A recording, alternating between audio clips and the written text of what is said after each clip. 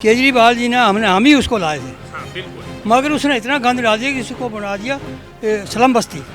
ये कैपिटल है हिंदुस्तान की, राजधानी है, इसको उस हिसाब से प्रोग्रेस करनी चाहिए थी। फ्री सेवा देने से कोई फ़ायदा नहीं होता।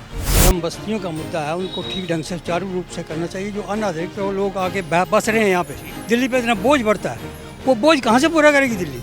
तो दिल्ली में बीजेपी ने 27 साल बाद सरकार बनाई। उम्मीद करते हैं दिल्ली में जो ऑटो वाले थे उनका कहीं ना कहीं हम देखते थे, आम आदमी पार्टी जब सत्ता में थी तो बड़ा जो मार्जिन है आम आदमी के साथ जो है जाते हुए दिखता था। पर इस बार बीजेपी ने जब 27 साल बाद सरकार बनाई तो इसमें बहुत बड़ा कंट्रीब्यूशन जो है दिल्ली के ऑटो वालों का भी रहा। तो जब दिल्ली में सरकार बन गई तो तमाम जो है मांगे भी होंगी। सर, क्या मांगे हैं? अब रेखा गुप्ता सीएम है, सीएम से क्या कहना चाहते हैं? सीएम से हम ये प्रार्थना करते हैं कि ये जो जगह महीने बंधे हुए ना, ट्रैफिक पुलिस से क्या के हटा देना चाहिए। दूसरी बात है, जो मोटरसाइकिल सवारी सिंगल सवारी अलाउ कर दी इन्होंने।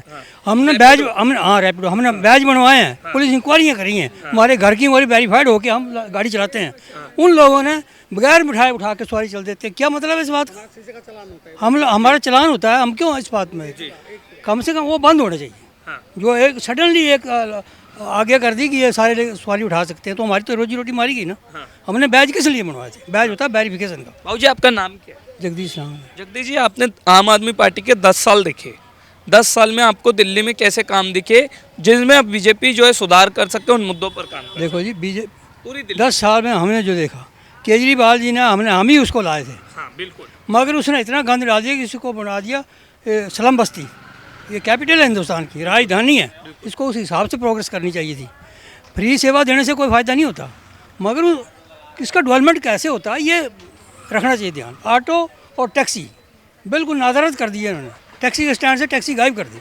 ओला उबर HR हरियाणा की और यूपी की इतनी भर दी है गाड़ी में कि जो आता है वो जाना नहीं चाहता वहाँ। ये रोजी रोटी कहाँ कमाएंगे?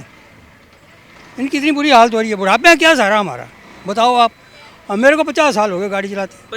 50 साल हो गए। 74 में लाइसेंस बैच बना था मेरा, तब से मैं गाड़ी चला। साल चल रहा है। हाँ, उसमें से आज तक अब हम बिस्तरे में पड़ जाएंगे। हमारे क्या क्या लाइफ है हमारी? हमने टैक्स दिया ना सरकार को, चाहे रोड टैक्स के रूप में दिया, परमिट के रूप में दिया, किसी रूप में दिया, सरकार कुछ ना कुछ दिया है। सरकार का कर्तव्य बनता है कि हमारे लिए कोई ना कोई वेलफेयर स्कीम निकालनी चाहिए ना। ये थोड़ी है कि कुत्ते बिल्लों की तरह हमें सड़क। बाबू जी, आपने कई चुनाव आते और जाते देखे होंगे, कई मुख्यमंत्री भी देखे होंगे। अब जब बीजेपी ने 27 साल बाद सरकार बनाई है तो क्या मुद्दों पर काम करने चाहिए बीजेपी को पूरी दिल्ली में? ऑटो का तो आपने बताया, दिल्ली में और कौन से मुद्दे हैं जिनमें अब दिल्ली में जो परिवर्तन आना चाहिए बीजेपी काम? काफ़ी सारे साफ़ सफाई का मुद्दा है, स्लम बस्तियों का मुद्दा है, उनको ठीक ढंग से सुचारू रूप से करना चाहिए। जो अनाधिकृत लोग आके बस रहे हैं यहाँ पे, दिल्ली पे इतना बोझ बढ़ता है, वो बोझ कहाँ से पूरा करेगी दिल्ली? 72 में दिल्ली में आया था, दिल्ली इतनी साइलेंस थी जिसका कोई हिसाब नहीं। और आज देखो तो इतनी क्राउड हो गई है कि कोई चल फिर नहीं सकता पैदल, इतनी बुरी कंडीशन हो गई है। सहन शक्ति नहीं है इंसान का, लड़ने मरने को तैयार हो गए हैं। तो कम से कम उसके हिसाब से चलाओ उस दिल्ली को, उसके बोझ ज़्यादा ना पड़े।